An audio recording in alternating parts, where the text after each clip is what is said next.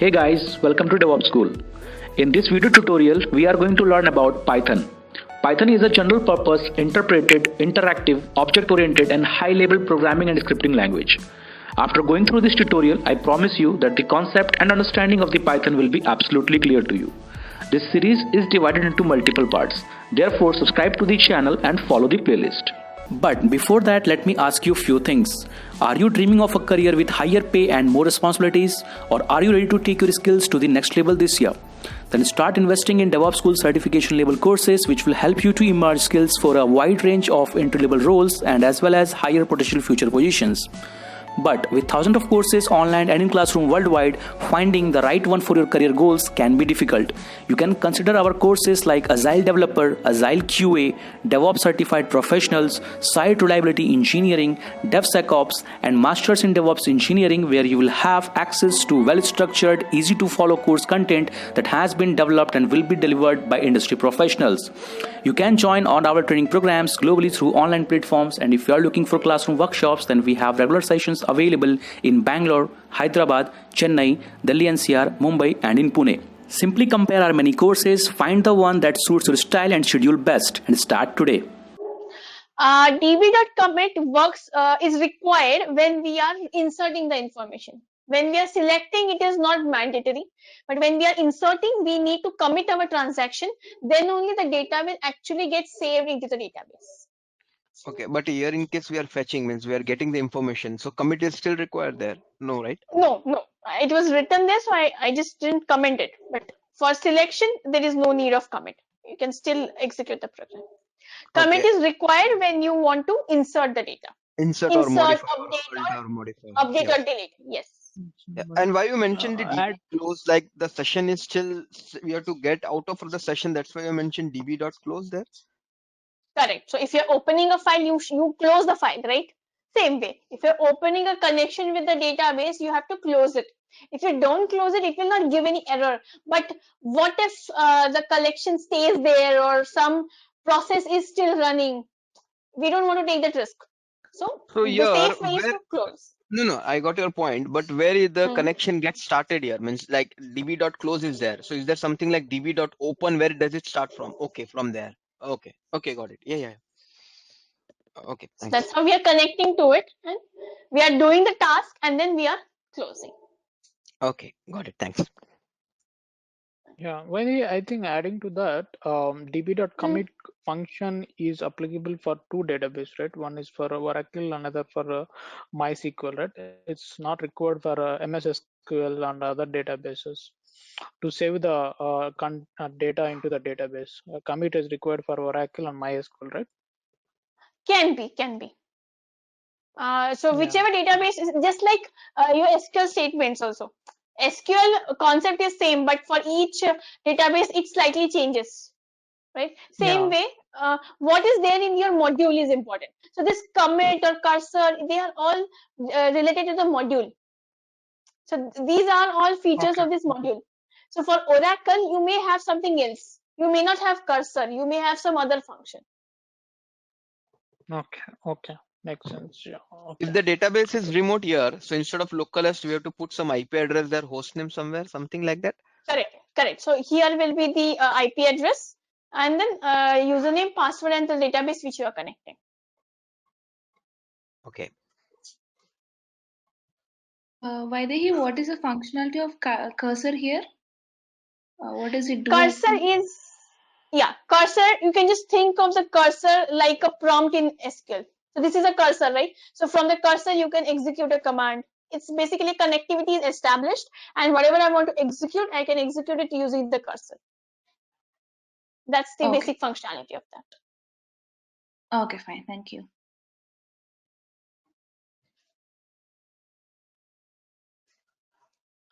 Any other queries?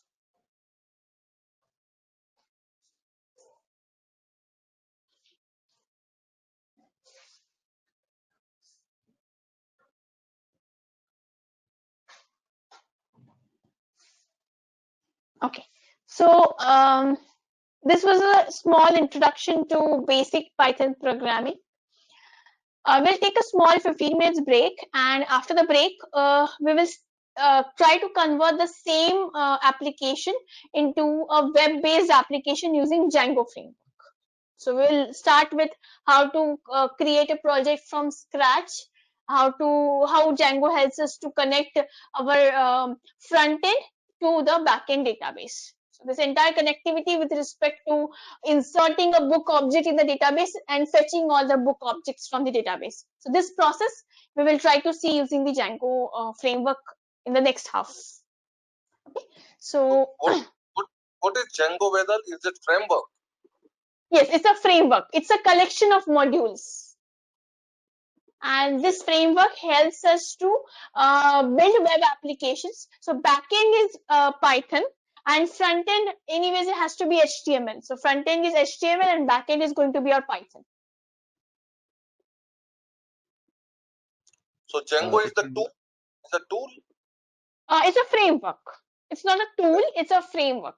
We call it framework. Framework is collection of functions and modules together. It's called as a framework. So once you install that framework, there are a lot of functionalities using which you can create a project. Once the project is created, just few commands will automatically create the table for you. So you just define a class and table will be created in the back end. So this all stuff which we have written, Django has it inbuilt. So we just have to tell Django that this is my class, go create a table for that, and it will do it for you. But again, as I was talking about, programming language has its own tricks and syntax to everything about programming. Same way, Django also has its own syntax, has its own way of writing the code. So when we are learning Django, we have to learn that syntax. So is Django only related to web or something like infrastructure side, or Django is related to web? Yes, completely related to server-side web programming, or you can say server-side programming. You can, in fact, written API. You can create an API also using Django, because Django interacts with database. So you can create APIs. Django methods can return. You can say it returns JSON objects, and that JSON objects you can use it anywhere for connecting to maybe connecting to a data visualization tool, or you can connect it to mobile. You have a mobile application, so mobile application might be written in some language, and that just that JSON object you're taking from Python. So something like that. It's an API building, server-side programming. But Django also has a little support for front end also. In HTML also you can use in Django, so that the code becomes easy. So you can either keep it only for backend programming, or you can use it for front end, backend both.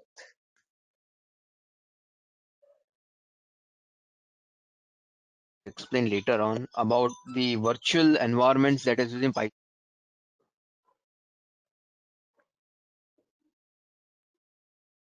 I couldn't hear you. Can you repeat? It will be really great if you could just provide information about Python environment variables that are being used, like how does multiple Python version we can use it in system environment, Python environment. Yes. So what we will do is we will build the project, and we will try to install the project on a virtual environment, assuming that the virtual environment is some another system. Okay, so in this way we will learn how to create a virtual environment, and if you have a ready project using Django, how you can install it on a virtual environment. So now we are going to shift our Python application of books to a web application. So what I have done is I have created a project, a folder called as project on my desktop, and I have already opened command prompt which is logged into that folder. Okay, so this is something I've already done, and now here we are going to create the project from scratch. So Django is installed. So for installing Django, we have the command called as pip install Django. So in this way we can install any module. So if you want to install PyMySQL or any module, we can just use the command pip install and name of the module. So using this command, I have installed Django on my system. And once the Django is installed, we can use command like this. There are a lot of commands when it comes to Django. So .exe file, using this file, we can start or set up the project. So Django admin.exe, start project, and my name of my project is going to be library, and I'm going to create in the current folder. So I will just put a dot. If I want to create in some another folder, I can give the path over here. So using dot, I'm creating in the current folder. Once it gets executed, and now I'll open the folder. So the moment I executed the command, these two things got created in the folder. One file is called as manage.py. As the name suggests, it will be managing everything. And the second folder is called as library. So this folder is the same as we have given name to the project. We have created library project, so it is the name of our project. And this folder will contain all the what you can say default settings. So if you want to set something like database settings or any authentication related settings, whatever settings, default settings we want to do will be there in this particular folder for the file. So settings will be in settings folder. URLs means we see, when we are creating a web application, we will send the request using the URL. So what that URL should do. So all these data will be in the urls.py. And WSGI contains the configuration settings. So we are not going in that detail. We'll be focusing on settings.py and urls.py. So let us open this. Now once our project is created, we will be first doing some basic settings. So for that, I'll open this project in this software called as PyCharm. Click on open. We are going to open this project. Okay. So since it involves many files, yeah, go ahead. What is this tool about? What we can see on the screen? Is it Python? Yeah. So this is PyCharm. PyCharm, or some people call it. So this tool will basically has a good interface to create web applications. So actually it is a very heavy software. So if we are just doing simple Python programs, then we can directly execute them on IDLE, or there are some lightweight softwares. But for web application development, this is a good software because you can see all the files on the left hand side. You can open them, suggestions, and the best part is even HTML files you can edit. So it gives you suggestions and basic error handling using the suggestions comes basically. So that can be handled using this PyCharm easily.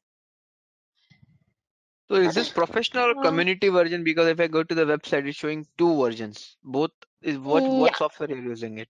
I'm using the community version, the free version. Okay.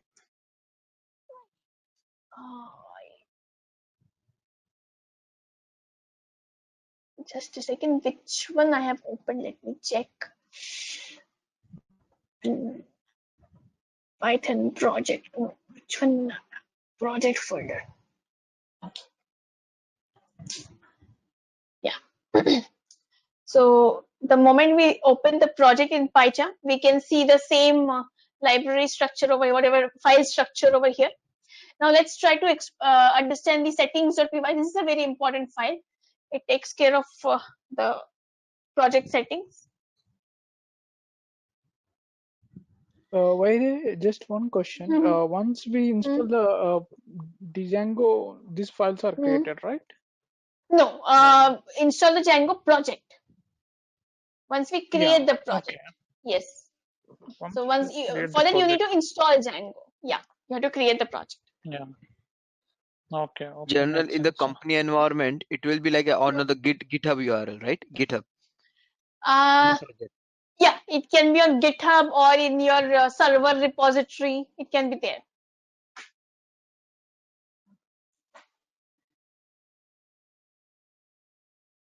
Now, the next step, yeah, we are talking about the settings.py file. So here, here are some important things. This debug is true is for the development environment. Once you are deploying it to production, we just have to remove this. And there is something called a secret key. So here the secret key is exposed, but when you are deploying it on production, you can write some algorithm to access this secret key. Then install apps, we will come to this a little later. This is an interesting thing with respect to Django, that is middleware. So this middleware acts like a filter or a buffer. So whenever a request to your application comes from the client side, so the request comes, so it passes through this middleware. So if you want to customize it, you can create your own middleware. So that middleware is nothing but a Python file, basically. So here we have authentication middleware. So if you want to create a login logout page, so you don't have to write the entire code for login logout. This middleware just initialize or just call those classes defined in this middleware, and you can do that task. So security level, session level middleware, like if some site where the session logs out, like in India we use that site called as irctc.com for booking the train tickets. So if you don't do any activity on the website for around say 5 minutes, it automatically logs you out. Even the bank websites, they generally log you out. So such a kind of session management can be done. These are quite advanced concepts with respect to Django, but as a big picture, you can say that middleware acts like a shield between your request and the actual functions which the request is going to execute. Then here we are specifying the root file where we are going to save all the URL configurations. So if this URL comes, which function to trigger? So that mapping between the URL and the function is defined here. Then the templates. Template in terms of Django is called as HTML files. So if we are using our Django framework for the front end support also, so we can define the folder where we want to save all our templates. So I'll just define the name of the folder where I want to save. I'll just name it as templates only. You can give any other name to your folders. It need not be only one folder. You can have multiple folder names because this is a list, square brackets. It means that it is a list, so you can give multiple names of the folders. So whenever a particular function is executed, we are going to tell the function, okay, once the execution is done, trigger this template. So it will just send that HTML file to the client back after the request is processed. So that those templates are to be stored somewhere, and we have to tell the settings.py that search the templates in this particular folder. So here I'm giving the name as templates. Since the name is user defined, like the developer defined, there's no standard name. So we will have to create a folder. So I'm going to create this template folder in my main project directory. Say new directory. I'll name it as templates. So this, my HTML files are going to sit here now. Now, a little bit going ahead. Yeah, database configurations. So by default, it is DB SQLite.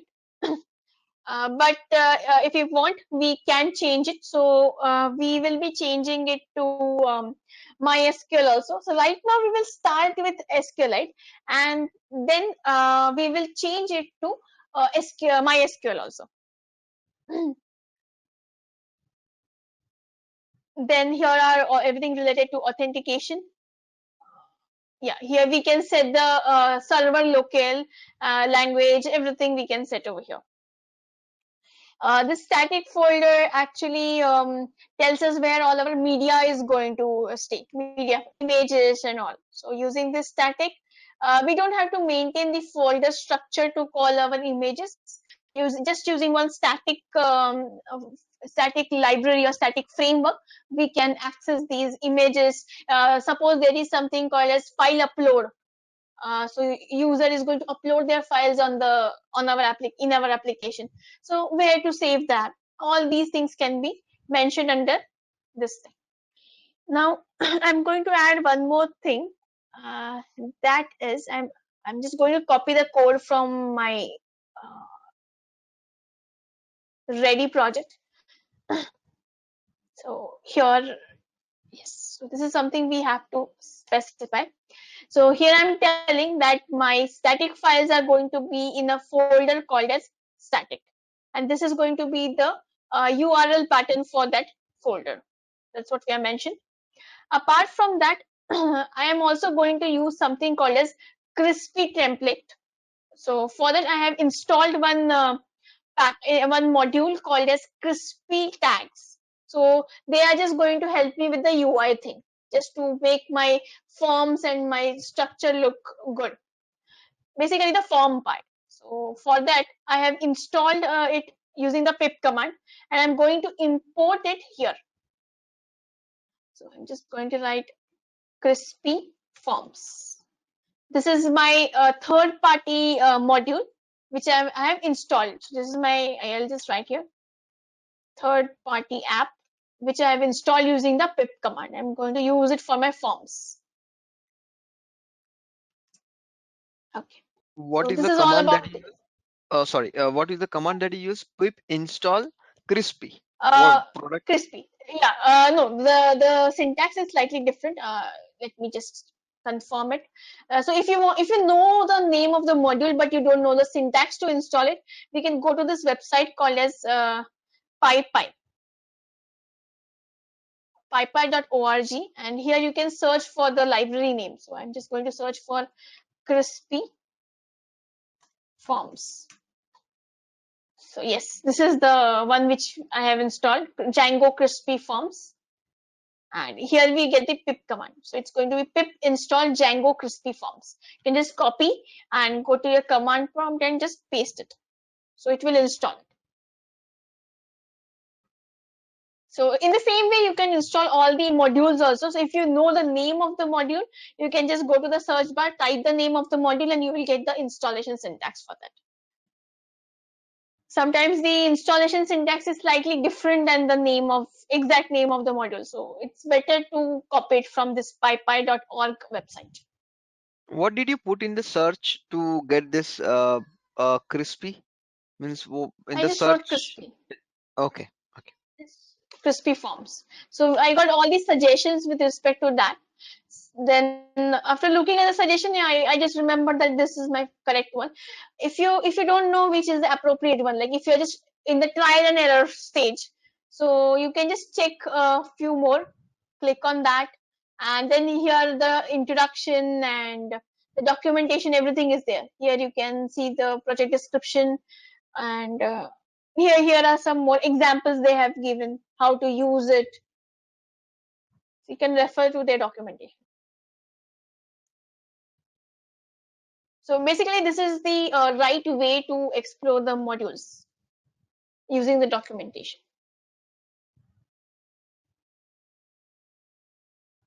Okay. So now our basic settings are done. Now to build our let's build our project first. Okay, let's build a project and we'll create one simple HTML page to start with. So in the templates folder, I'm going to create my first HTML page, and I'm going to name it as see, we want to see the list of the books, so I'm going to name it as list books. Vaidi, just a question. Default, it will create the templates while creating the project, the No. templates folder? No. Explicitly, I we have have to created create it. template folder. Yes, we have to create. And not just template, whatever name you give here in the template section. So here you have to give the name Okay. to the folder where you are going to save your HTML. So I have given the name as templates, so created the folder templates. Okay. Okay.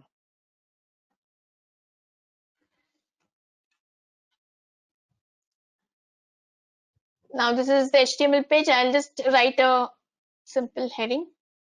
Welcome to Django. Okay.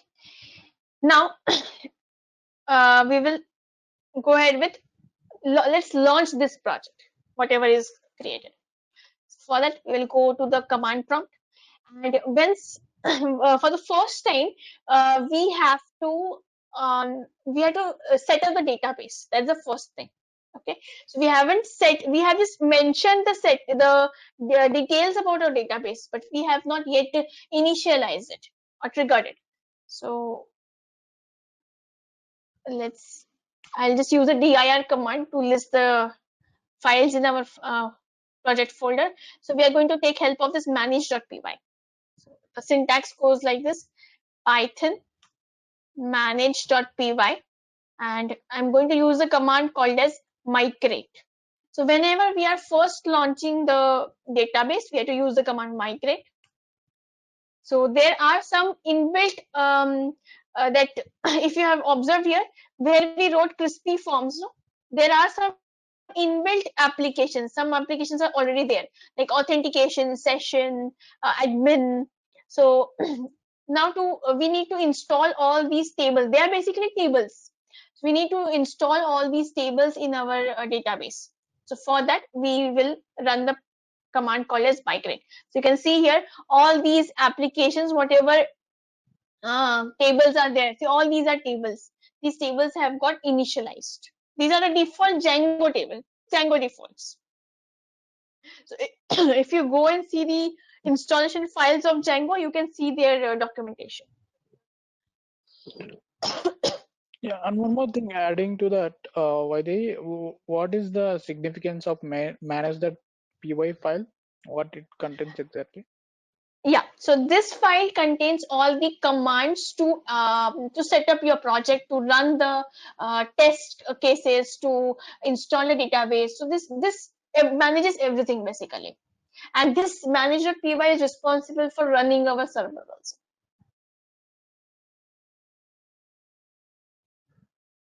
Manage it. Okay, it running to the server also. It manage that py file. Correct. So since we are working on the local server, we will be manually triggering this run server. But once you deploy to a web service like platform as a service or software as a service, so when you deploy there, they will have their own service which will be triggering this. But at the end, who is going to run our project? Manage.py.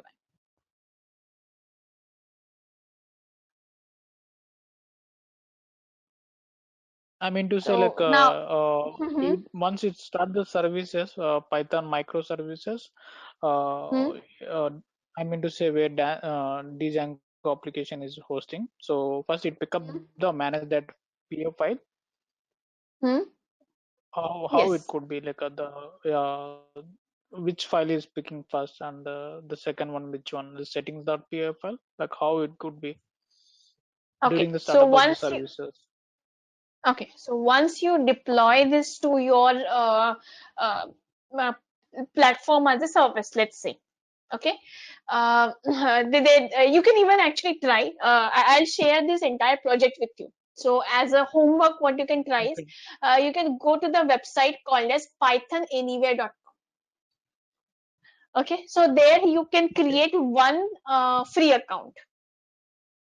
Okay, so using that free account, yeah, so just deploy this on just upload this everything on GitHub, and create a free account on pythonanywhere.com, and just link or clone your GitHub repository to Python Anywhere. So you can actually run a bash. So there is a bash console. You can run it from there. You will get the same command prompt using git clone. You can pull in all your files from GitHub to Python Anywhere. And now once it is done, you may require to install the external things, like you may need to install Django, you can install this crispy forms. So all these things you can install it there. And once the installation is done, you just escape out, you come out of the bash, and there will be one button called as deploy the application or start the application, that is given by Python Anywhere, because Python Anywhere is a software as a service or a platform as a service, right? So Yeah. there, yes. Yeah. Okay. So they will internally, so once you say that okay deploy, once you click on deploy button, they will internally trigger the manage.py and run this command. The run command is run server. So this command will be automatically executed by Python Anywhere. Rest all you will have to do the settings manually, but this command will be triggered by them. So your application goes in the deployment, or it goes into the production. So now we are going to trigger it manually because it's a local server. So yeah, makes sense. Yeah. So once I run this, my server is now up and running. My project is created. My project is set up, and now I can go to this localhost link. Port is 8000, and I'll just click here and paste. So my project is running. So once you set up the project, it looks like this. Now, right now, I have not connected to the web page yet. I have created a web page. HTML page is created, but that page I have not linked to this URL. So what is the URL pattern here? It's just a slash. So this becomes my domain name. This becomes my port, and slash is my root directory. So there is no URL pattern after that. Correct? So that URL pattern, I have to mention it so that I can map my HTML page to the URL pattern. So that's the next step we are going to do. Okay. Vaidi, could you just come over again? This particular local IP address 127 is the laptop system, right? Look back, you can say. Yes, localhost. Or yeah. So as you said, like the domain name is there. So for testing environment or development, how does that work? So you have to just give the domain name there, like staging or development environment. How does that yes. happen? So wherever you are deploying, if you are deploying it on a server, what is the IP address of the server? That becomes your domain name. Thanks for watching. To watch our complete session, enroll for our premium membership. Click onto the join button and enroll yourself with the best suited option. Please be kind enough to like it, and you can comment any of your doubts and queries. We will reply to them at the earliest. Want to study further? Subscribe to our paid membership to get a deep dive into each and every topic. Do look out for more videos in our playlist and subscribe to our DevOps School channel and hit the bell icon to learn more.